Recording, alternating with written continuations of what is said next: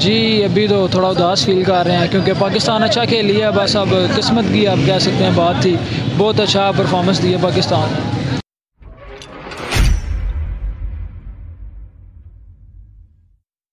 کیسا فیل کر رہے ہیں آپ؟ برا بھی فیل ہو رہا ہے، اچھا بھی فیل ہو رہا ہے۔ پہلے پاکستان نے سارے میچ جیتے ہیں، اب جو ٹیم گئی ہے فائنل میں وہ بھی نیوزی لینڈ ہاری ہوئی ہے پاکستان سے، کوئی فائدہ نہیں ہے اس کا، جیت گئی بھی تو کوئی فائدہ نہیں، وہ پاکستان سے ہاری ہوئی ہے۔ تو پاکستان پہلے سے جیت چکا ہے، 5 میچ وہ جیتا ہوا ہے، اس کا یہ ہارنا کوئی ہمارے لیے کوئی زیادہ برا نہیں ہے۔